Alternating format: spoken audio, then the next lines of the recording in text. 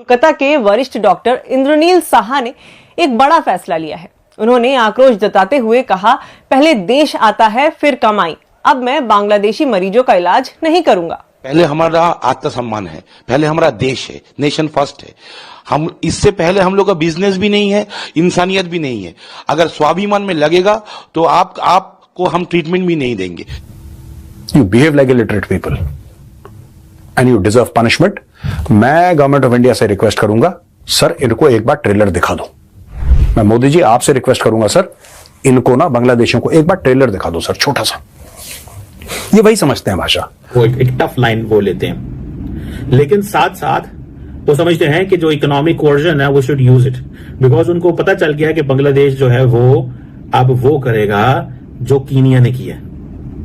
So they are coming for as a tit for tat, कि ठीक है अगर आप कर रहे हैं तो हम भी कर रहे हैं, हम भी पीछे नहीं हटेंगे। दिस इज एक मौका है हमका। आप अपना खुश रहो, आपने जिस चीज में खुश रहना उसमें खुश रहो। सेक्युलरिज्म पे चलोगे तो आप हमारे साथ हो।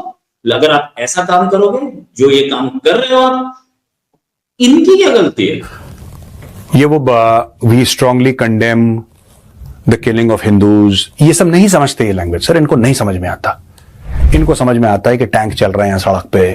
आप इतिहास देखिए ना इनका, इनको यही समझ में आता है टैंक चल रहे हैं सड़क पे, फौजी बटों से पिटाई हो रही है, लात घूस, इनको यही लैंग्वेज ही समझ में आती है। सिंपल सी बात है, इंडिया के पास ऑप्शंस क्या हैं?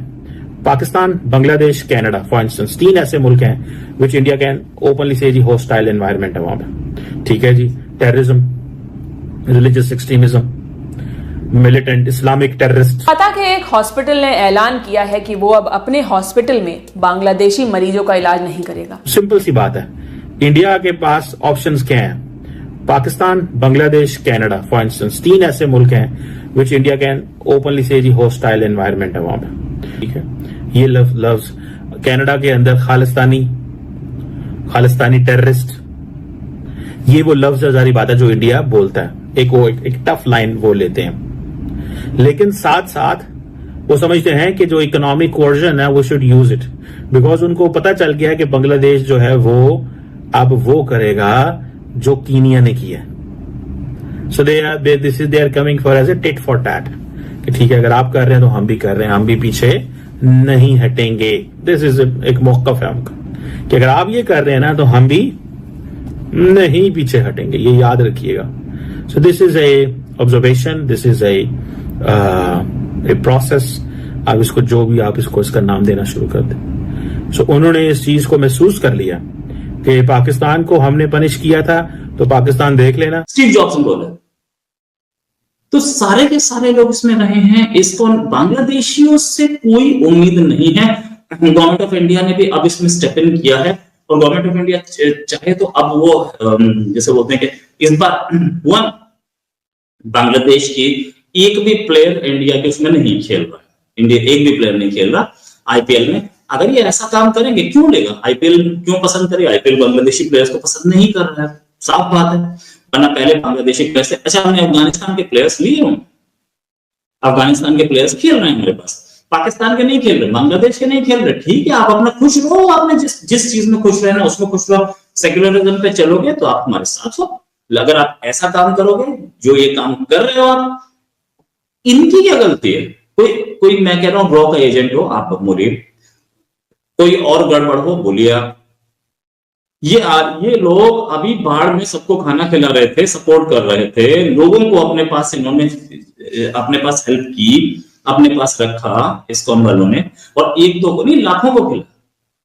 ये लोग अब आपके लिए दुश्मन हो गए, क्यों? तो ये चीज शेख हसीना जब तक थी तब तक तो इस्कॉन बिल्कुल कोई आरोप नहीं लगता था, कोई नहीं लगता था। अब शेख हसीना जो कि अपदस्थ हैं, जिनको हटा दिया गया है, हालांकि उनका कोई रेजिग्नेशन लेटर अब तक कहीं मौजूद नहीं है, तो वो अपने आप को डोनाल्ड ट्रंप को उन्होंने मैसेज भेजा, तो उन्होंने लिखा कि प्राइम मिनिस्टर ऑफ बांग्लादेश, उन्होंने ये नहीं लिखा former prime minister of Bangladesh.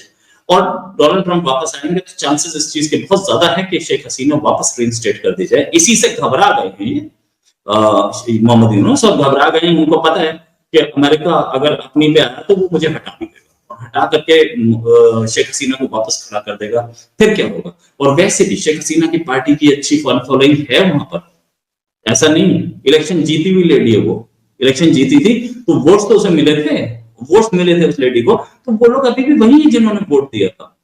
तो शेख हसीना जी फैन फॉलोइंग और ये वापस आ सकते हैं, इससे घबराए इन्होंने तो, ये तो आए किस लिए थे, ये तो इसलिए आए थे कि हम इलेक्शन दूसरा करवा देंगे जल्दी। इतने महीने हो गए इनके तो इलेक्शन नहीं हो रहा। क्यों नहीं हो रहा इनका इलेक्शन? इसलिए नहीं हो रहा क्योंकि इनको अब मजा आ गया, ये यूएन में जाके बोल रहे हैं, ये कुर्सी पे बैठे हैं, 10 लोग इनके ऑर्डर सुन रहे हैं, इसलिए। और इनको पिछली बाइडेन गवर्नमेंट ने बनाया था, बाइडेन गवर्नमेंट खुद ही अब 2 महीने की मेहमान, 2 महीने भी नहीं रहेंगे, 1 महीना 20 दिन की मेहमान। Thank you. 1 महीना 20 दिन के बाद बाइडेन गवर्नमेंट ओवर, उसके बाद इनकी जो ऑक्सीजन सप्लाई है वो कट हो जाएगी। और ज्यादातर जो वहां पर गवर्नमेंट के, अमेरिका में गवर्नमेंट के लोग बैठे हैं वो इंडिया के फेवरिंग तो हैं, ये तो मानना पड़ेगा। और अगर इंडिया के फेवरिंग हैं तो मोहम्मद यूनुस अपने दिन गिन लें, कितने दिन बचे हैं वो।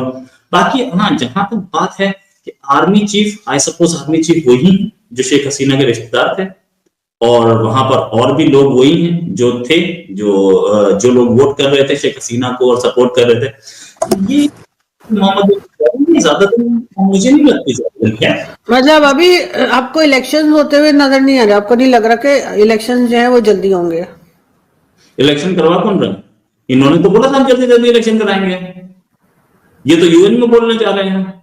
अच्छा, एडवाइजर है ये एडवाइस किसको करते हैं? किसी को तो एडवाइस करते होंगे ये। एक एडवाइजर जो है वो एडवाइस देता है, but whom is he advising? Is he advising to himself?